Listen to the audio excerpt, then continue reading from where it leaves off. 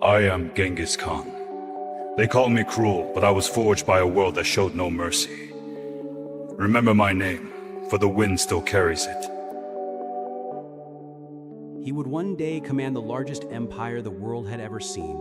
Some would call him a demon, others a god, and many a legend. His armies would shake kingdoms, erase nations, and carve history with fear and fire.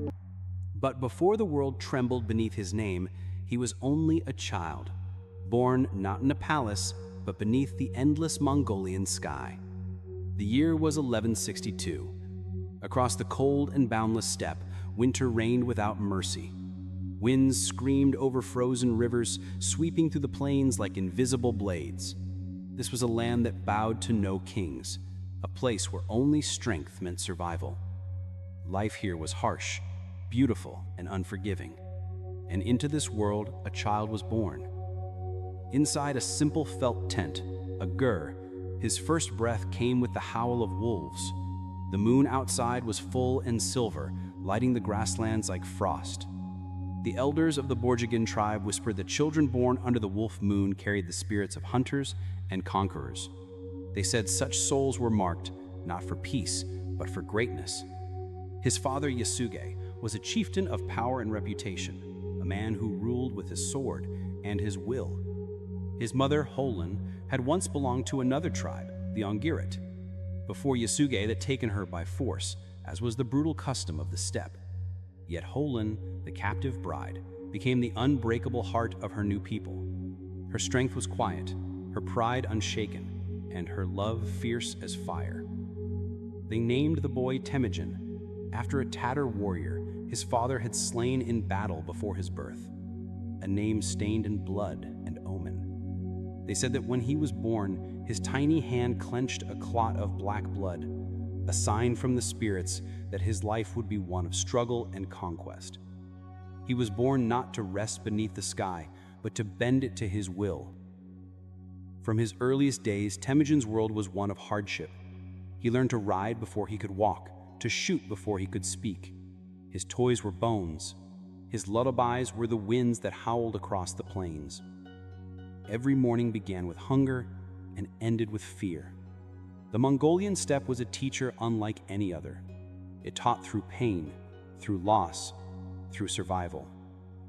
His mother would tell him, "The wolf does not ask permission to live. The wolf takes what it needs." Those words would live within him forever. When Temujin turned 9, his father took him on a long journey across the plains to the land of the Ongirit, the tribe from which his mother had been taken.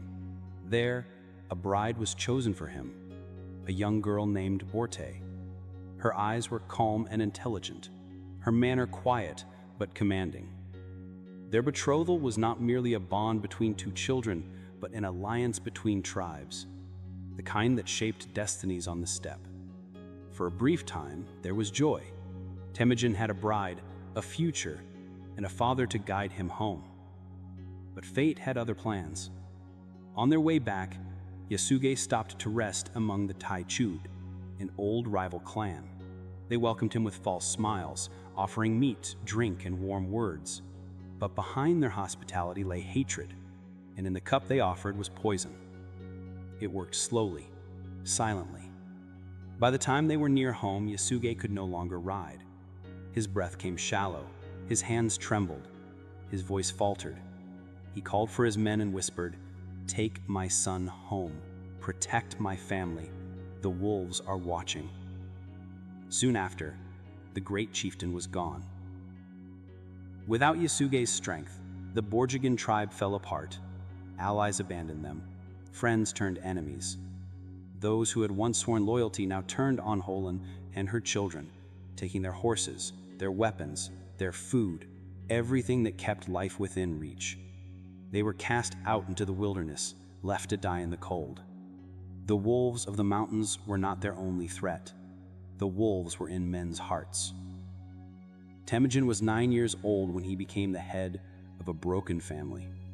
His mother gathered her 7 children beneath a torn tent and told them the truth of their world. "No one will save you," she said. "Strength is the only truth." She taught them how to find roots buried under snow, how to fish with bone hooks, how to sleep under the stars without fear. Hunger became their companion, hardship their teacher. Yet even within their family, darkness grew. Temujin's half-brother, Bektar, older and stronger, claimed authority. He bullied his siblings, took what little food they found, and challenged Holin's leadership. The young Temujin, hardened by loss, watched and waited. He had learned that power was not given, it was taken. One evening, as the sun sank low and the grasslands turned to gold, Temujin and his younger brother Kasar followed Bektar on a hunt. When Bektar turned and tried to speak of peace, Temujin's face showed none. Mercy, he had learned, was a gift only the powerful could afford. 2 arrows were loosed, one from Temujin, one from Kasar. Bektar fell. In that single moment, the boy became something else. He had killed not just his brother, but his innocence. From that day forward, silence and resolve replaced whatever softness remained within him. The years that followed hardened him further. He learned to hunt with precision, to track in snow, to survive without warmth or pity. The endless plains became his school, the wind his voice, the wolves his brothers. He saw how men followed power, not blood. He understood that leadership was not inherited, it was earned through strength, courage, and vision. The boy who once clung to his mother's robe now stood apart, quiet, watchful, and certain. He carried within him a growing fire, a hunger, not for food, but for control, for purpose, for destiny. The world had taken everything from him, but in doing so, it had given him something greater, the will to rise. Under the same moon that had watched over his birth, Temujin would look across the steppe and whisper to himself, "I will not be forgotten." The wolves that once stalked his family from the shadows would one day follow his banner. The tribes that cast him out would one day kneel at his feet. The steppe that had shown him no mercy would one day bear his name like thunder. He was Temujin, child of the wolf moon, son of a fallen chieftain, born of pain and hunger. The steppe had taken his father, his tribe, and his childhood. But in return, it had forged something stronger than iron, something the world was not yet ready to face. For this child of exile and wind was destined to become a storm. And when that storm rose, the earth itself would tremble beneath his name. He was Temujin. He would become Genghis Khan. Heavy against his shoulders, his breath ragged. Shouts erupted behind him, dogs barked, men cursed, torches flared in the darkness. He ran through mud and water until his legs screamed. Reaching the river, he dove beneath its surface, clutching the roots along the bank as the current dragged at him. He stayed there, hidden in the freezing water, until the voices faded and the torches disappeared into the night. When dawn came, he rose from the river like a ghost reborn. His skin was blue with cold, his lips bloodless, but his eyes burned with life. A family of blacksmiths found him wandering and took him in. They risked everything to shelter him, for harboring a fugitive slave was punishable by death. Quietly, the blacksmith broke the wooden collar from his neck and whispered, "Go, live free, boy." Temujin never forgot that act of mercy. From that moment, he learned a new truth of power, the third law of the steppe. Fear can command men, but only loyalty can rule them.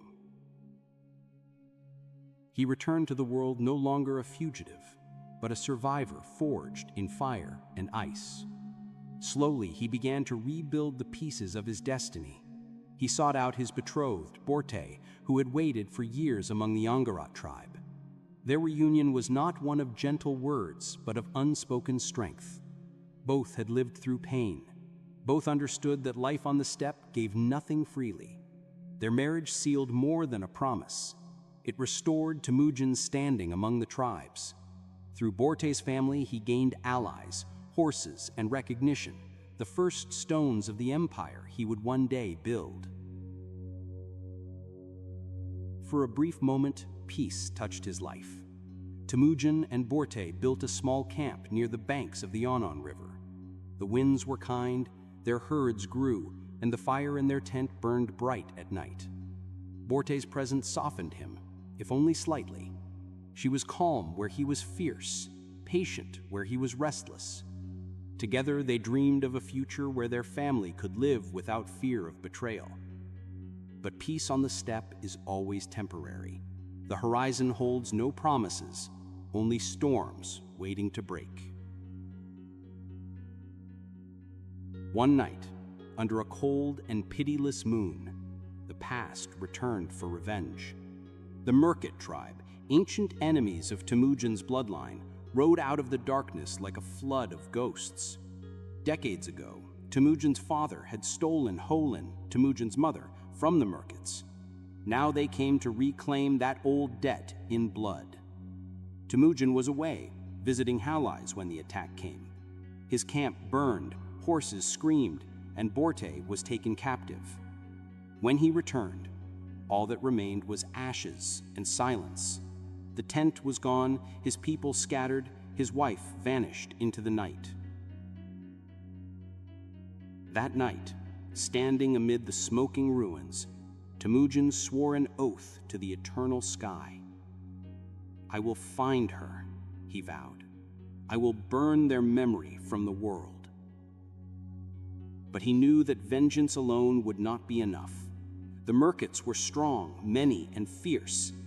To face them, he would need allies, and for that, he would have to convince men greater than himself.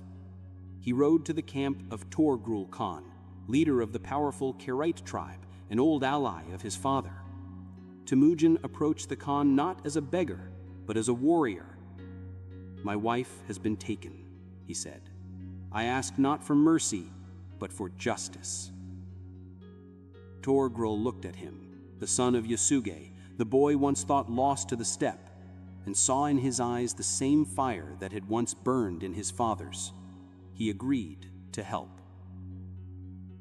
But Temujin needed more than Torgrul's army. He needed his Onda, his blood brother, Jamuka. Years ago, as boys, they had sworn a sacred oath beneath the eternal blue sky, cutting their hands and joining blood. "We are one soul in two bodies," Jamuka had said. Now when Temujin came to him, weary and grim, Jamuka clasped his arm once more. "We ride together, my brother." And so they rode, Temujin, Torgrul, and Jamuka, 3 wolves of the steppe leading an army of vengeance. At dawn they descended upon the Merkit camp like thunder, the sky filled with the hiss of arrows, the crack of hooves, the roar of fire. The Merkits fought savagely, but Temujin's fury was greater. He fought like a man possessed, his sword a flash of silver, his rage the echo of his father's ghost. By sunset, the Merkit camp was in flames, their warriors scattered to the wind. Through the smoke and ruin, Temujin found Borte. She was alive, scarred, shaken, but unbroken. When he lifted her from the ashes, their eyes met, and neither spoke. No words were needed. That day, vengeance was fulfilled, but something greater was born from it, a sense of destiny that reached beyond revenge. Borte later bore a son, Jochi. Whispers rose among the tribes. Had he been conceived during her captivity? Temujin silenced them all with one line that would echo through history. "He who raises the child is the father." In that single act, he proved that loyalty mattered more than blood, that strength was not cruelty, and that honor could coexist with power. The steppe had broken Temujin, enslaved him, and nearly destroyed him. But now, for the first time, it began to bow to him. He had endured hunger, betrayal, and loss, and in doing so, he had become something unshakable. The boy who once hid in rivers to escape his captors now commanded the loyalty of warriors and khans. But yet this was only the beginning. The winds of the Mongolian plains were shifting, carrying whispers of a new kind of leader, a man who would unite the scattered tribes under one sky. Temujin had survived exile. He had faced enslavement and triumphed. He had found love, lost it, and reclaimed it through fire and blood. Now the steppe itself would feel the rise of his will. The boy who once was broken was becoming the storm that would one day shake the earth. He was Temujin, son of the wolf moon. The world was beginning to remember his name.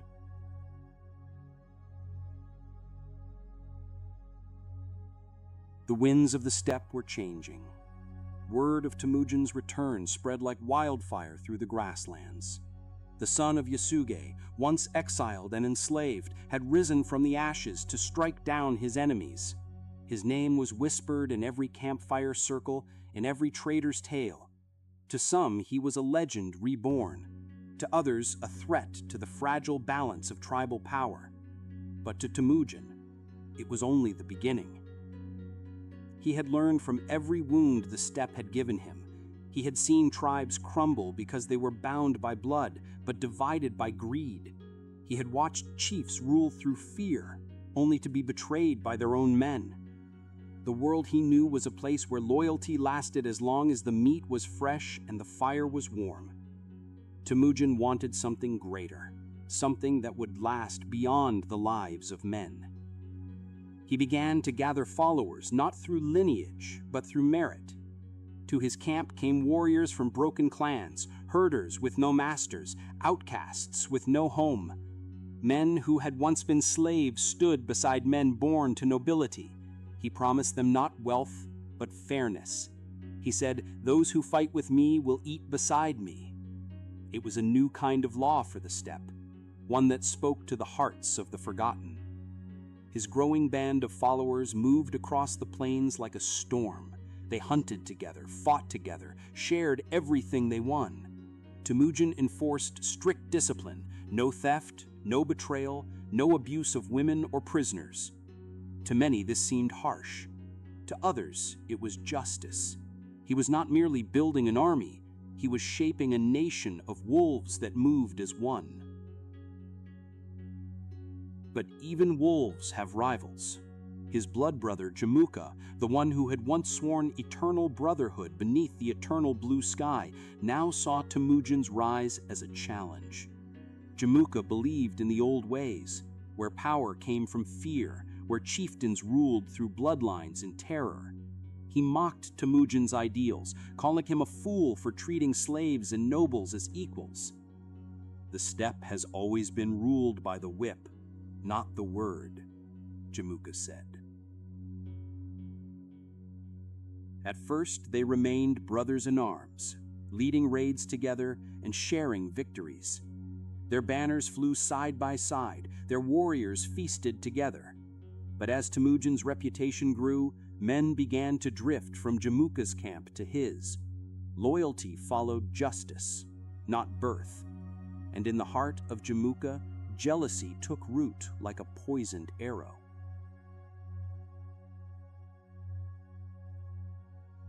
One night, under the stars of the open plain, the two men stood alone beside a dying fire.